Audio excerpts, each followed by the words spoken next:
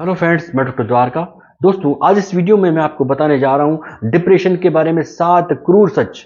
ऐसे 7 क्रूर सच जिनके बारे में अधिकांश लोग नहीं जानते। जो जानते हैं वो इसको पूरी तरह डिफाइन करने से, इसके बारे में जानकारी देने से बचते हैं या इसके बारे में डिस्कस करने से बचते हैं। तो ये जानकारी आपके लिए बेहद काम की है। आप इस वीडियो को पूरा देखें ताकि हर एक डिप्रेस्ड व्यक्ति को ये मदद कर पाएं, उसके बारे में जानकारी ले पाएं और लोगों को इस समस्या से बाहर निकालने में मदद कर पाएं। दोस्तों, डिप्रेशन दुनिया की पहली मानसिक समस्या नहीं है। ये बहुत ही क्लियरली आप समझ लीजिए, क्योंकि इससे पहले भी कम गंभीर मानसिक समस्याएं होती हैं, इससे अधिक गंभीर मानसिक समस्याएं भी होती हैं। अगर हम बात करें, अमेरिका में हर साल 30,000 लोगों की डेथ सुसाइड के कारण होती है, जिनमें 2/3 मामलों में डिप्रेशन एक अंतर्निहित इंटरनल फैक्टर के रूप में देखा गया है। किसी भी वर्ष 6 से 7%, 6 to 7% आबादी जो वयस्क के रूप में है वो डिप्रेशन का अनुभव करती हुई मिलेगी।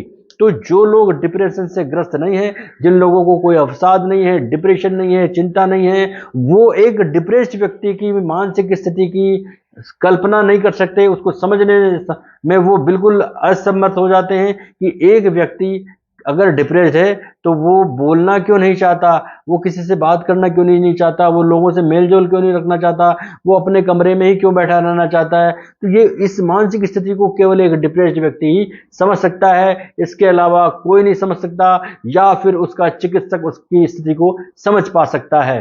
तो ऐसे 7 क्रूर सच जो आपको जरूर जानने चाहिए। नंबर 1, दोस्तों, डिप्रेशन सिर्फ उदासी नहीं है, उदासी से कहीं अधिक ज्यादा है। दोस्तों, हर कोई अपने जीवन काल में कभी ना कभी डिप्रेशन की स्थिति से गुजरता है, उसमें डिप्रेशन जरूर होता है। तो डिप्रेशन के दौरान ये बिल्कुल भी जरूरी नहीं है कि लोग इसे आसानी से निकाल दें या बहुत अधिक मेडिसिन लें। दोस्तों, ये अपने जीवन में व्यक्ति जब भी डिप्रेशन होता है तो बहुत ही नॉर्मली लेते हैं, लेकिन जो क्लिनिकली डिप्रेस्ड स्थिति होती है ये एक व्यापक मानसिक स्थिति है जो व्यक्ति के जीवन के हर पहलू को प्रभावित करती है, यानी कि वो व्यक्ति को कमजोर कर देती है और आत्महत्या के प्राथमिक कारणों के रूप में भी एक कारण के रूप में देखी गई है। तो एक डिप्रेस्ड व्यक्ति की स्थिति यह है कि उसे नहाना भी बड़ा कठिन लगता है, उसे उठ के कपड़े बदलना भी कठिन लगता है, वो सामाजिक मेल जोल से बचने लगता है, व्यक्ति का खुद के बारे में दृष्टिकोण, परसेप्शन बदल जाता है, यानी कि वो अपने आसपास परिवार के लोग, दोस्त, समाज सभी को अपने कॉम्पिटिटर के रूप में देखता है। और जब वो देखने लगता है तो उसमें असहायता, अपराध बोध की स्थिति आ जाती है, उसमें गहरी निराशा की स्थिति पैदा हो जाती है, और कभी कभी तो उसमें कोई भी भावना नहीं रहती, यानी कि वो भावनाहीन हो जाता है, उसका जीवन नीरस हो जाता है। स्तब्ध कर देने वाली, पत्थर सी एक खामोशी पैदा कर देने वाली शून्यता उसमें आ जाती है। व्यक्ति घंटों घंटों अकेला बैठा रहता है, बात नहीं करता, कोई भी रिएक्शन नहीं देता। तो ये स्थिति उसमें इस तरह की है कि उसको बाहर निकलने में अपने आप को असंभव लगने लगता है। तो ये एक कड़वा सच है जिसे हर एक व्यक्ति को समझना चाहिए। सिर्फ उदासी डिप्रेशन नहीं होती, ये सब स्थितियां डिप्रेशन में होती है। ये एक क्रूर सच है। नंबर 2, डिप्रेशन सिर्फ कमजोरी नहीं है। ये व्यक्ति कमजोर हो गया, डिप्रेशन है, उदास हो गया, डिप्रेशन है, नहीं, ऐसा नहीं है। इससे बाहर निकलना बहुत जरूरी है। कैंसर या हार्ट पेशेंट या किसी यूरिन से संबंधित परेशानी या दिक्कत की तुलना में डिप्रेशन का कोई ताकत या इंटरनल एनर्जी या कैरेक्टर से भी कोई लेना देना नहीं है, यानी कि ये एक जेनेटिकल, बायोलॉजिकल, एनवायरमेंटल और साइकोलॉजिकल फैक्टर्स का एक कलेक्टिव समूह है, जिसकी वजह से व्यक्ति का मूड बदलता है, व्यक्ति का व्यवहार बदलता है, व्यक्ति की आदतें बदलने लगती है, व्यक्ति में सैडनेस आने लगती है।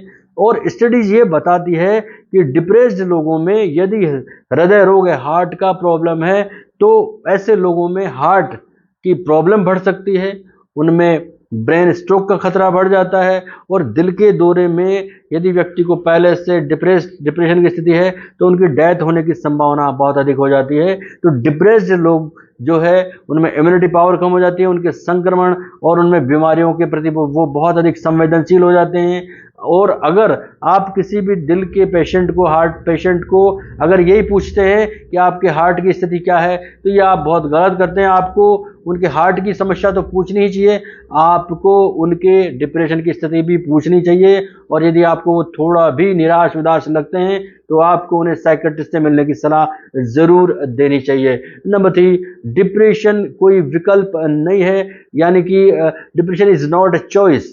दोस्तों, बहुत बार हम देखते हैं कि लोगों के पास पैसा होता है, गाड़ी होती है, घर होता है, बच्चे होते हैं, वाइफ उनकी पूरी सेवा करने वाली होती है या नहीं होती। बहुत बार व्यक्ति अकेला होता है लेकिन बहुत सारा धन होता है, लेकिन लोग उन्हें यह कहते हैं कि तुम्हारे उदास होने का तो कोई कारण ही नहीं है यार, तुम्हारे पास तो ईश्वर का दिया हुआ सब कुछ है। तो ये जो लोग भी ऐसा कहते हैं, ये बेहद गैर जरूरी बयान देते हैं, सलाह देते हैं, बात करते हैं। क्योंकि डिप्रेशन में सिर्फ उदासी नहीं होती है, या डिप्रेशन के ये विकल्प नहीं है कि व्यक्ति के पास पैसा है, गाड़ी है, बंगला है, बच्चे हैं, ये है, वो है। दोस्तों, डिप्रेशन किसी को भी हो सकता है, ये केवल दीपिका पादुकोण को ही नहीं हो सकता। डिप्रेशन किसी भी अमीर से अमीर व्यक्ति को हो सकता है, गरीब से गरीब व्यक्ति को हो सकता है, मामूली व्यक्ति को हो सकता है। फर्क इतना सा है कि दीपिका पादुकोण या ग्लैमराइज वर्ल्ड के लोग अपने डिप्रेशन को भी ग्लैमराइज कर देते हैं, और एक मामूली व्यक्ति अपने डिप्रेशन के लिए बाबाओं के पास, पांडालों में तंत्र मंत्र और पाखंड की तरफ चला जाता है, लेकिन साइकियाट्रिस्ट के पास जाने से बचता है। तो डिप्रेशन कोई चॉइस नहीं है कि ये सिर्फ गरीब व्यक्ति के पास ही आएगा या सिर्फ अमीर व्यक्ति के पास आएगा। ये किसी के पास भी आ सकता है, चाहे वो कैसी भी स्थिति से गुजरे। नंबर 4, डिप्रेशन दुनिया की पहली मानसिक समस्या नहीं है। इससे कम गंभीर समस्याएं भी हैं, जिसमें चिंता हो सकती है, स्ट्रेस हो सकता है, कुछ भी हो सकता है, और गहरी बड़ी समस्याएं भी हो सकती हैं जो गहरी मानसिक समस्या में आती हैं।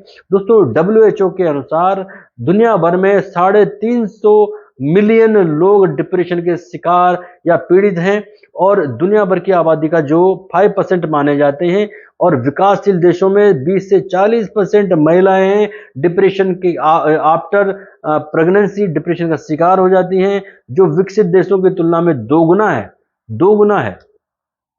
तो वास्तव में डिप्रेशन का होने का खतरा किसी भी चीज पर निर्भर नहीं करता, यानी कि किसी राष्ट्र से निर्भर नहीं करता, किसी की व्यक्ति की उम्र, सामाजिक, आर्थिक, शैक्षिक स्थिति से निर्भर नहीं करता, या उसके व्यवसाय से, उसकी शिक्षा से निर्भर नहीं करता। डिप्रेशन भेदभाव नहीं करता। जब ये दीपिका पादुकोण को हो सकता है तो मामूली आदमी को भी हो सकता है। नंबर 5, डिप्रेशन की दवाइयाँ किसी भी इंसान को जोम्बी की तरह नहीं बनाती, यानी कि उसमें एक से अधिक नहीं हो सकती, एक से अधिक व्यक्ति को वो ऐसा नहीं कर सकती। तो डिप्रेशन की जो अधिकांश जो दवाइयां हैं, यानी कि जो एंटी डिप्रेसेंट है, वो थोड़े बहुत उनके इम्पैक्ट आ सकते हैं, लेकिन अब वो भी कम होने जा रहे हैं, क्योंकि फार्मा कंपनी, मेडिकल जो फील्ड है, इतना अधिक एडवांस हो रहा है कि दवाइयां ही बहुत अधिक एडवांस हो रही है, लेकिन लोगों की धारणाएं नहीं बदल रही कि डिप्रेशन की दवाइयां लेंगे तो ऐसा होगा, वैसा होगा। ऐसा नहीं है। डिप्रेशन की दवाइयों का प्रभाव, जो जो जो दूसरे प्रभाव है जिनके बारे में लोग सोच सोच के दवाइयां ही नहीं लेते, बचना चाहते हैं, उनको ये जानना चाहिए कि अब दवाइयों के साइड इफेक्ट न्यूनतम होने जा रहे हैं, और इनके उपचार में, डिप्रेशन में और भी चीजों का, और भी तरीकों का इस्तेमाल किया जाता है, जिससे व्यक्ति को बिना दवाओं के भी डिप्रेशन को ठीक किया जा सकता है। कुछ मामलों में जिनमें आत्महत्या करने की स्थिति व्यक्ति कर लेता है, नौबत आती है, वहां फिर मेडिसिन देना बहुत जरूरी हो जाता है, मैंडेटरी हो जाता है।